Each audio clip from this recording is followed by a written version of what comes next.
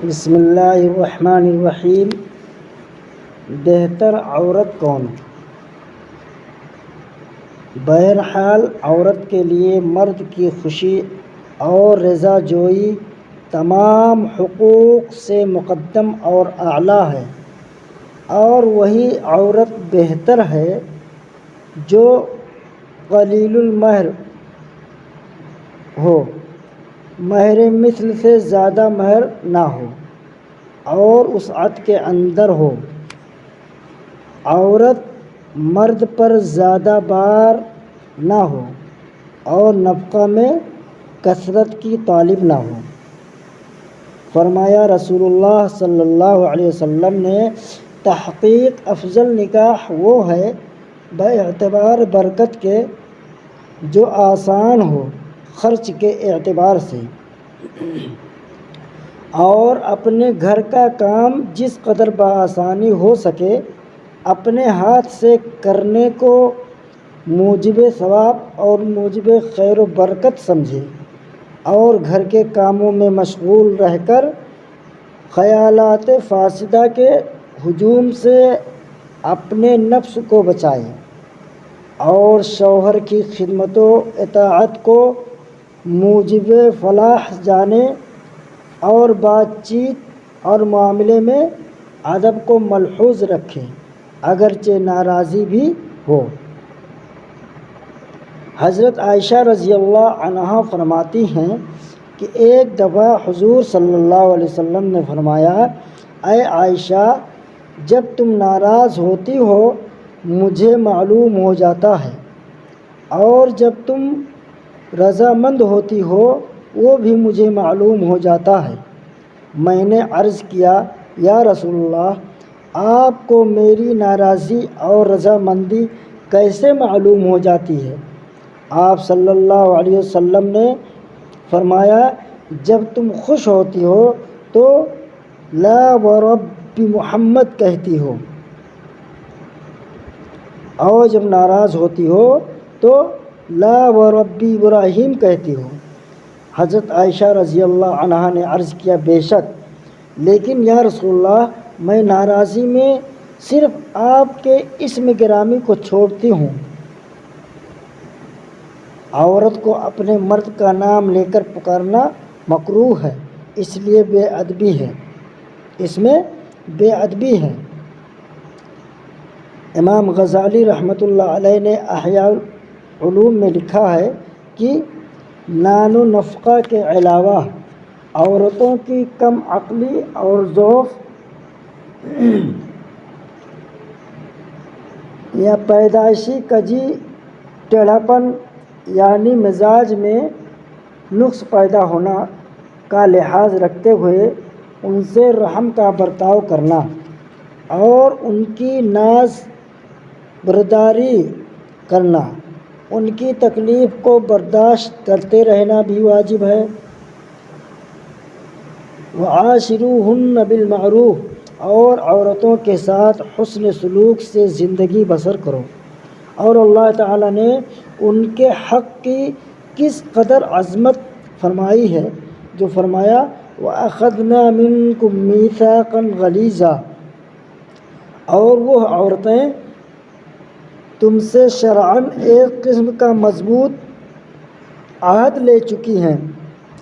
اور کیسے پیار کے الفاظ میں فرمایا، الصاحب بالجنب، اور پاس بیٹھنے والے کے ساتھ بھی احسان کرو، مراد بیوی ہے، کیونکہ انہوں نے تم سے بہت زیادہ اور مضبوط عہد و پیمان لیا ہے۔ اور آپ صلی اللہ علیہ وسلم نے اپنی اخیر وصیت حجۃ الوداع میں کیسے پردرد اور رحم بھرے الفاظ میں فرمایا تھا، اور تاکید پر تاکید کی تھی کہ ان کے ساتھ نیکی سے پیش آتے رہنا، عورتوں کے ساتھ بھلائی اور نیکی سے پیش آتے رہنا۔ اور رسول اللہ صلی اللہ علیہ وسلم نے فرمایا، جو شخص اپنی عورت کی بدخلقی پر صبر کرے گا اس کو ایوب علیہ السلام کے مثل اجر ملے گا، اور جو عورت اپنے شوہر کی بدخلقی پر صبر کرے گی اس کو حضرت آسیہ رضی اللہ عنہ کے مثل ثواب اور اجر عنایت ہوگا۔ حضرت انس رضی اللہ عنہ فرماتے ہیں کہ حضور صلی اللہ علیہ وسلم عورتوں اور بچوں پر نہایت ہی شفیق اور رحیم تھے، اور رسول اللہ صلی اللہ علیہ وسلم نے فرمایا سب سے زیادہ کامل الایمان وہ شخص ہے جو اپنی عورت کے ساتھ لطف اور ملائمت سے پیش آئے، اور تم میں بہتر وہ شخص ہے جو اپنی عورت کے ساتھ بہتر ہو۔ چنانچہ میں سب سے زیادہ کامل الایمان ہوں کیونکہ اپنی عورتوں کے ساتھ سب سے زیادہ لطف اور خیر سے پیش آتا ہوں۔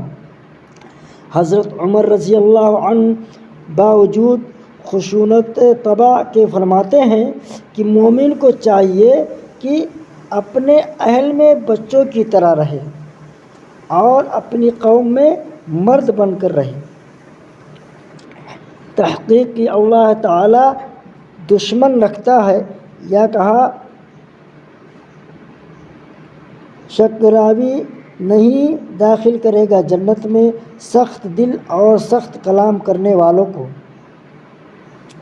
حضرت حضور صلی اللہ علیہ وسلم نے فرمایا جو شخص اپنی بدخلقی سے اپنے اہل کو رنج اور ایذا پہنچائے گا اللہ تعالیٰ اس کی توبہ اور نیک اعمال ہرگز قبول نہ کرے گا۔ حضرت عائشہ رضی اللہ عنہا سے روایت ہے کہ عرب کی 11 عورتیں جمع ہوئیں اور ہر ایک نے اپنے اپنے مردوں کے حالات اور سلوک بیان کیے۔ 11ویں عورت نے جس کا نام زرع تھا اپنے مرد ابو زرع کی بہت تعریف کی تھی کہ میں بکریوں والے غریب گھرانے کی بیٹی نہایت عسرت اور مشقت میں تھی، لیکن ابو زرع نے مجھ کو اونٹوں والی، گھوڑوں والی، باغوں والی، کھیتی والی، مال مویشی والی اور محلوں والی بنا دیا۔ دودھ کے مٹکے بلوئے جاتے ہیں، زیوروں سے میرے کان ٹوٹ گئے، زیوروں سے مجھ کو لاد دیا، اور وہ کھانے اور غذائیں کھلائیں کہ چربی سے میرے بازو بھر گئے۔ مجھ کو بہت خوش کیا، میں بھی اس سے بہت خوش ہو گئی۔ میں بکتی ہوں مگر برا نہیں مانتا اور نہ کبھی برا کہتا ہے۔ میں اپنے گھر بار کی مختار ہوں، جس طرح چاہتی ہوں تصرف کرتی ہوں، اس میں ذرا روک ٹوک نہیں کرتا۔ لونڈیاں ہر وقت میری خدمت گزار میں لگی رہتی ہیں، میں بالکل بے فکر رہتی ہوں۔ اور ابو زرع نے فرمایا ہے کہ اے زرع خوب کھا، اپنے اہل کو بھی کھلا۔ حضور صلی اللہ علیہ وسلم نے یہ قصہ سن کر فرمایا میں اپنے ازواج کے حق میں ایسا ہی ہوں جیسے زرع کے لیے ابو زرع۔